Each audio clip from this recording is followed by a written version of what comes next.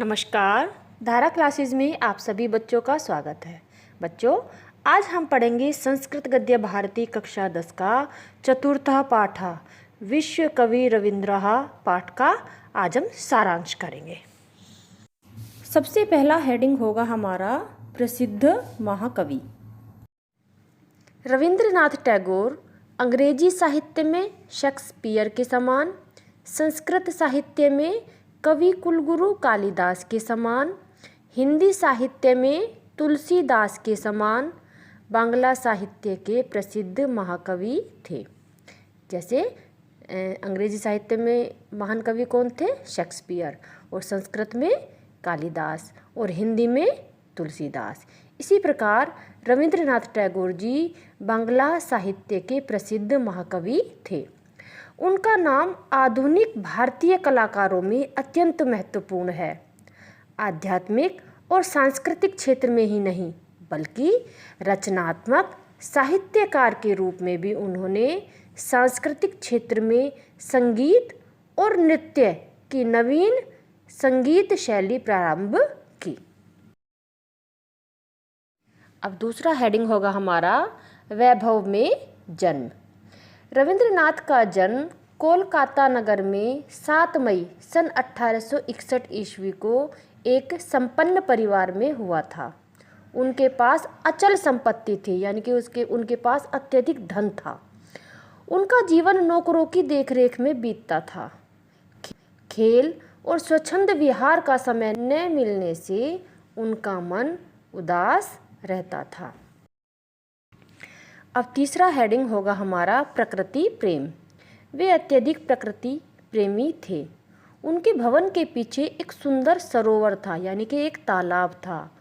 उसके दक्षिण किनारे पर नारियल के पेड़ और पूर्वी किनारे पर एक बड़ा बरगद का पेड़ था। रविंद्र अपने भवन की खिड़की से बैठकर इस दृश्य को देखकर प्रसन्न होते थे।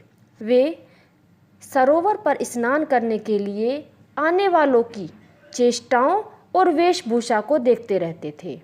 शाम के समय सरोवर के किनारे बैठे बगुलों, हंसों और जलमुर्गी के स्वर को बड़े प्रेम से सुनते थे।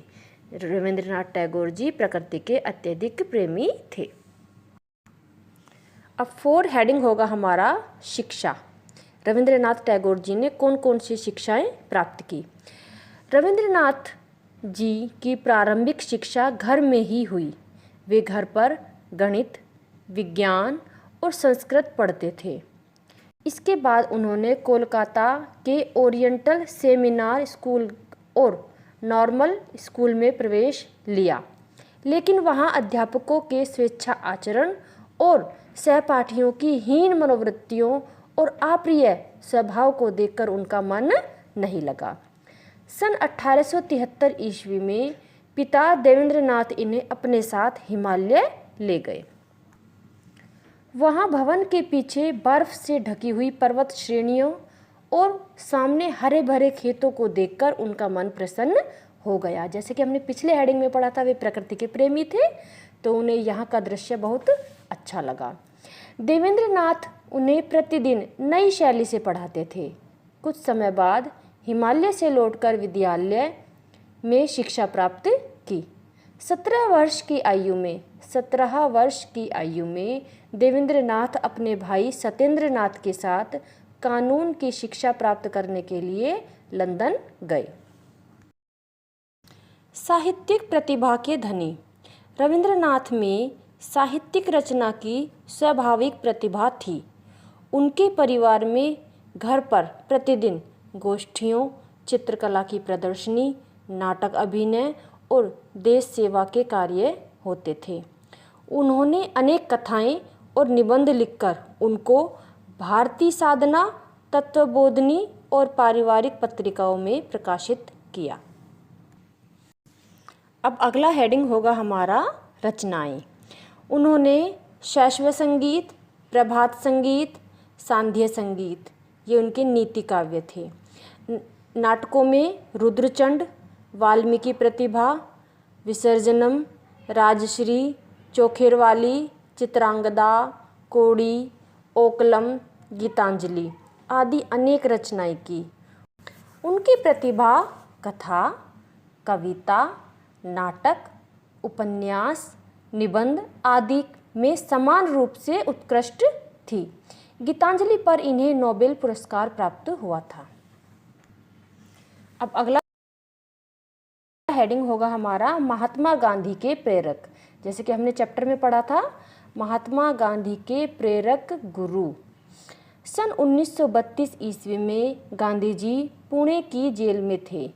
अंग्रेजों की हिंदू जाति के विभाजन की नीति के विरुद्ध जेल में आमरण अनशन करना चाहते थे।